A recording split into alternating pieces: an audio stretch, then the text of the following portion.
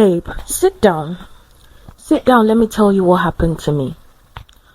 No, move that bag. Sit properly, because this thing I want to tell you. By the time I finish, you will not believe that this happened to a living person.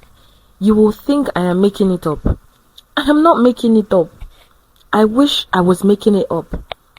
Pass me that drink first. Okay. So you know Farouk? You know Farouk from the office?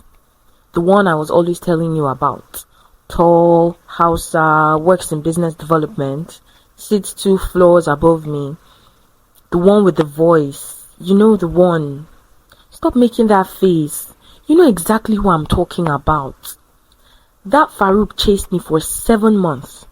7 months of bringing me tea, remembering my order without asking, showing up at the right moment like he had a schedule of when I needed someone to appear.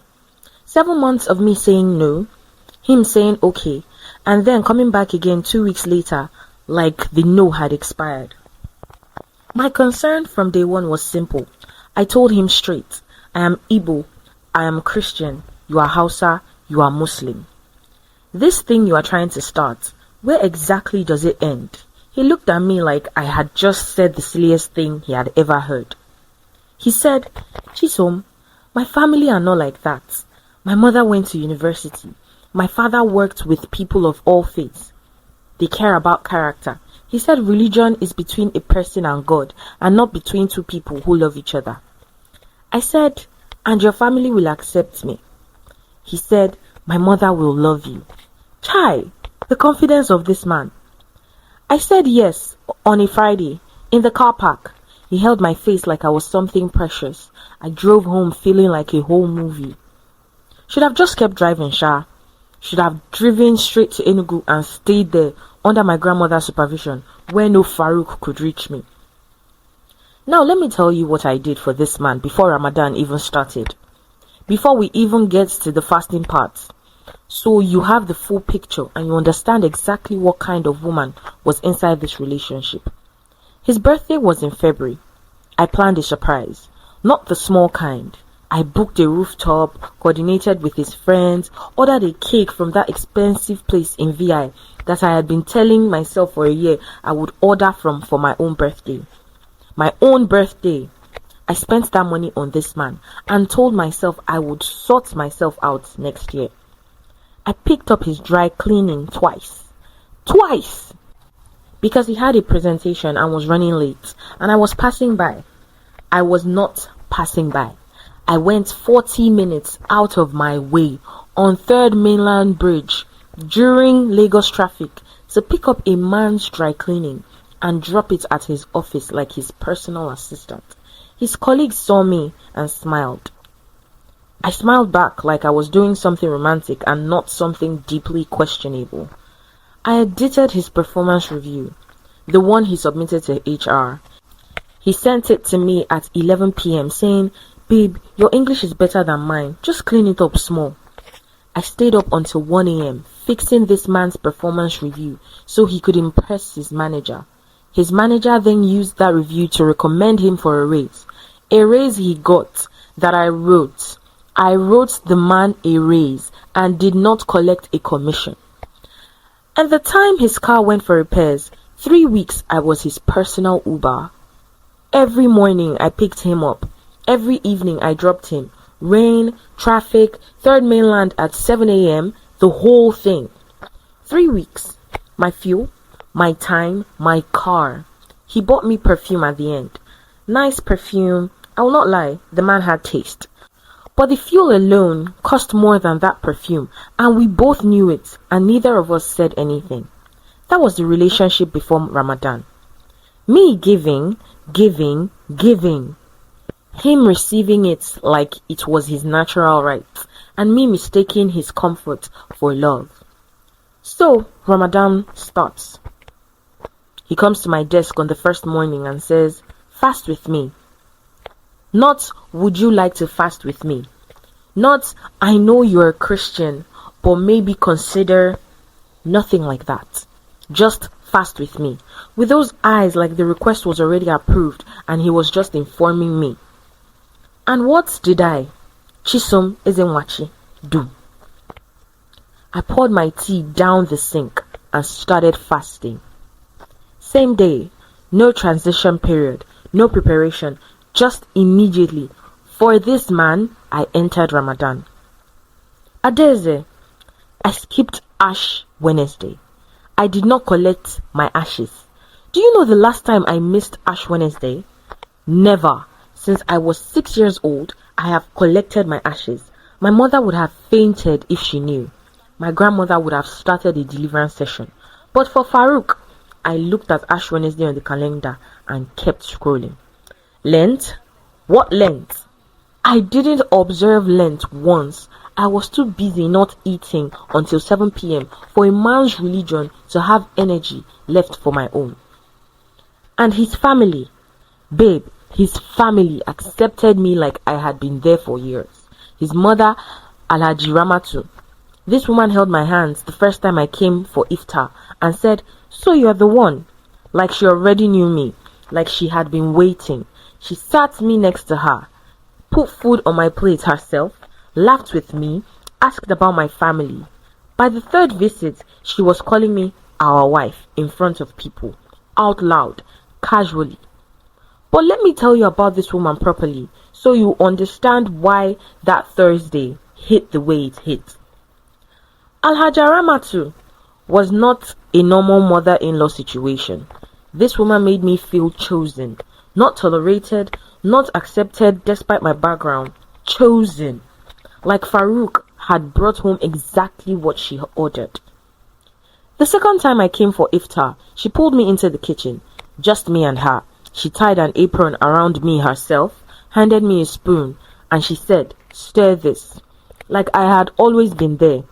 Like the kitchen was already mine. We cooked together for 45 minutes, and she talked the whole time about her own marriage, about Farouk as a boy, about how she always prayed for a woman with sense for her son, because handsome men without sense women is a full-time problem. I was laughing so hard at this woman standing in her kitchen, stirring her pot, laughing like I had known her all my life. She gave me a wrapper, an actual wrapper she bought at Balugu Market. She said she saw the color and thought of me. A whole wrapper, pressed and folded, with my name written on the paper bag in her handwriting. I still have it. Babe, I could not throw it away.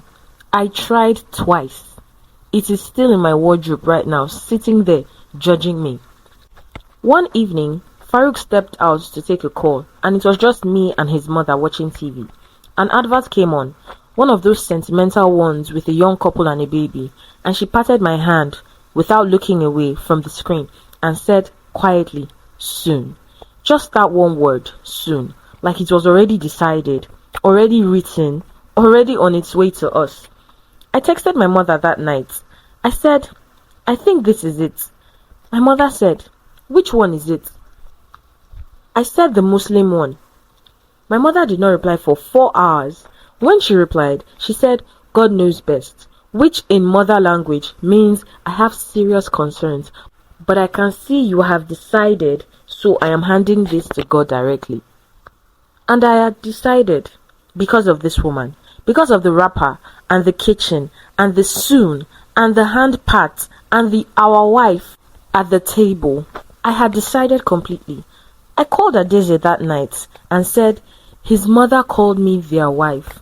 Adeze said, I should have investigated that Adeze's has never been wrong in 10 years of friendship, but I was too happy to press. I just said, "You're not excited for me?" And she said, I'm excited, and moved on. I moved on. Okay, so third week of Ramadan, a Thursday. The night before, I had cooked full jollof, the smoky kind, the kind that takes real effort and the right fire, fried plantain, his favorite combination. I packed it in a cooler at my desk at 4 p.m. and I sat there looking at this food, thinking, why am I waiting till Saturday? He texted me that morning. I had texted back. We were in our normal rhythm. I was happy. I was 28 days into fasting for this man. My body had adjusted. I felt spiritually committed in a way I could not fully explain, and I wanted to surprise him before iftar with food I made with my own hands. I got in my car. I had the gate code. His mother gave it to me herself, pressed it into my hand and said, "So you don't wait outside like a stranger." Her words, her hand, her gate code. I typed it in. The gate opened. I walked to the front door with my cooler, happy, already imagining his face when he saw the food. The door was open the way it always was in the hour before iftar. I stepped inside, and in the sitting room where I had sat every 2 days for 3 weeks, where Alhaja Ramatu had called me their wife, where she patted my hand and said soon, where I had stirred her pot and laughed in her kitchen and felt more at home than I had ever felt anywhere in Lagos, there was a woman sitting in my spot next to his mother, Alhaja Ramatu's hand on her knee, both of them laughing at something on the television. Comfortable, easy, the kind of comfortable that does not come from one visit. The kind of easy that says this woman has been here much longer than today. She was wearing a hijab, green and gold. She was beautiful. She was relaxed in a way that told me immediately, before my brain had even finished processing the scene, that she belonged here in a way that I did not. I stood there holding a cooler of jollof rice like a complete clown. Alhaja Ramatu looked up, and babe, this is the part that still makes my skin do something funny when I think about it. Alhaja Ramatu looked at me, and her face did not do guilt. It did not do panic. It did not do the face of a woman who has been caught in something. She looked at me the way you look at someone who has knocked on the wrong door and you need to redirect them politely. She said, "Chisom, this is not a good time." This is not a good time? This same woman who 2 days ago at the same table put food on my plate and called me their wife. This same woman who patted my hand and said soon, who brought me a wrapper from Balogun and wrote my name on the bag in her own handwriting. This is not a good time. I could not speak. I want to tell you I said something sharp and powerful right there. I did not. My mouth was open and nothing was coming out, and I was standing there with a cooler of food I had cooked the night before. I'm not happy for with a her man being here. She is just Farouk a colleague walked from in work. from the corridor. He saw me and stopped, and the look on his face, it was not the look of a man who had been caught. It was the look of a man who had been managing 2 separate things, and one of them had just arrived somewhere it was not scheduled to be. That distinction, that it was management and not shock, that was the thing that broke something in me quietly. The woman on the sofa looked between me and Farouk and said, "Who is this?" And Farouk said, "A colleague from work." Colleague. 28 days of fasting, his mother's gate code, 3 weeks of iftar at that table, the wrapper in my wardrobe with my name written in her handwriting, the jollof in my hands that I cooked the night before. Colleague. I put the cooler on the floor, not dramatically, not slammed. I just bent down and placed it on the tile because I could not hold it anymore. I did not know what else to do with my hands. And then I walked back out through the door, through the compound, through the gate, into my car. I did not cry until I was 3 streets away. And then I cried the ugly kind, the kind that fogs up your windows, the kind where you have to pull over because you cannot see the road. I sat in my car on a random street in Lagos and I cried for 20 minutes. Not for Farouk, for myself, for the 28 mornings I had woken up and chosen this, for Ash Wednesday, for the dry cleaning on 3rd Mainland, for the performance review I stayed up until 1 a.m. writing so this man could get a raise, for the soon that was never about me, for the wrapper still folded in my wardrobe, for the woman I had been inside that kitchen, stirring that pot, laughing, belonging, and how quickly that woman had been replaced with the word colleague. After 20 minutes, I wiped my face. I picked up my phone. I called Adeze. She answered on the second ring. I said, "You knew." She was quiet for a moment. Then she said, "I heard something at the office. I didn't have proof. I didn't want to." I said, "How long?" She said, 8 months. Her name is Zainab. It was arranged. His family. I hung up. 8 months. Zainab had been his fiancée for 8 months. We had been together for 7. The mathematics of this man was precise and deliberate, and I had been sitting inside it, thinking it was love. I started my car. I drove home. I ate. A full meal. Everything I had been denying myself for 28 days. I sat at my own table in my own flat, and I ate. And I did not pray. And I did not cry. And I did not pick up when the 15 missed calls came in. I went to bed. Now this is the part you're waiting for. You want to know what I did to him. You're sitting there thinking Chisom went back to that house, or she stormed the office, or she called Zainab and started a war. I did none of those things. And I know that's not what you expected from me. I know. I'm a Lagos girl. I am Igbo. I have been known in certain situations to have what my mother calls an excess of mouth. You expected fire. But here is what I learned sitting in the car wiping my face. Some people are not worth the fire. Some situations, when you bring fire, the only person who gets burned is you. Because you go to that house and you shout and you cry, and what happens? He has a story to tell. This girl is crazy. She came to my house causing a scene. She was just a colleague I tried to be friendly with. You give him the narrative. I refused to give Farouk a narrative. Monday morning, I came in, and he was already there when I arrived. He saw me from across the floor, and something moved in his face. Relief, guilt, I don't know. I didn't study it long enough to classify it. He opened his mouth. I said good morning, and walked to my desk. Not cold. Not the icy kind of good morning that announces war. Just normal. The same good morning I gave the security man downstairs and the cleaner in the corridor. Exactly the same temperature. That is what got him. By Wednesday, he had sent 3 messages. The first said, "Chisom, can we talk?" The second said, "I want to explain." The third said, "Please." I read all 3. I put my phone face down. I continued working. Thursday, he appeared at my desk physically. Actually walked down 2 floors, stood next to my chair, and said, "Do you have 5 minutes?" My colleague, Priye, was sitting opposite me. I looked up at Farouk with the expression of a woman who is very busy and mildly confused about the interruption. I said, "For what?" He lowered his voice. "To talk about what happened." I looked at him for exactly 2 seconds. Then I said, "I have a deadline at 3, sorry," and turned back to my screen. He stood there for a moment. I could feel him standing there. I did not look up again. He walked back to the elevator. Priya waited until the elevator doors closed and looked at me with wide eyes. I shook my head once, and she nodded, and we never discussed it again. That was the whole conversation. That was all he got. 5 words and a deadline. Some people expect you to collapse so they can feel better about what they did. They want the tears, the confrontation, the proof that they mattered enough to destroy you.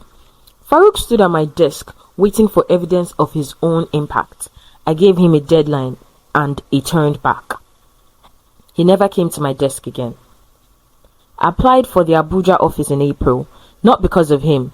The role was better, the visibility was better, my career needed the move. But the timing was clean, and I took it without hesitating. The day my transfer came through, I sent the office group chat a short message, excited to announce I am moving to our Abuja office next month. It's been a wonderful time here. Thank you all. 27 people liked the message. Farouk reacted with the clapping hands emoji like everyone else. I logged off and started packing my desk.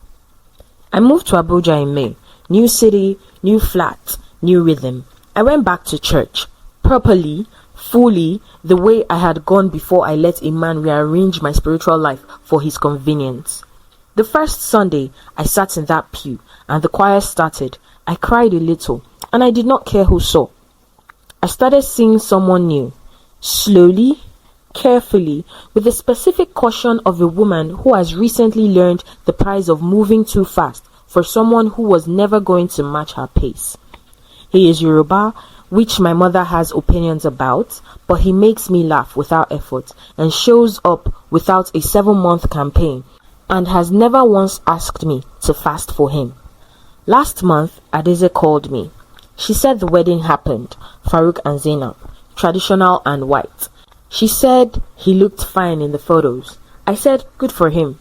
And babe, I meant it. Not the bitter kind of good for him. The genuine, released, I have moved so far past this that I can wish you well without it costing me anything kind of good for him. Because here is what I know now. Some things that look like losses are just God clearing space. If Farouk had been who I thought he was, I would still be in Lagos, still adjusting my life to fit inside his, still fasting for things that were never going to feed me. Instead, I am in Abuja, promoted, eating full meals at 1 p.m, back in my right church, beside a man who looked at me and saw Chisum, not a side piece, not a colleague, not a placeholder until the arranged thing arrived. Just Chisum. That's all I ever was. That's all I needed to be. He found out I got promoted, that the Abuja role was bigger than the Lagos one, that I am moved and settled and was doing well without a single public word about what happened in that sitting room. I was told he asked about me once, casually, at the office, to someone who would tell me. I was told he looked like a man doing arithmetic, the kind where the numbers keep coming out wrong. Good. Let him count. Some lessons you learn in the stomach. Mine was this. Never fast for someone who is sitting at a full table somewhere you don't even know exists. Never again.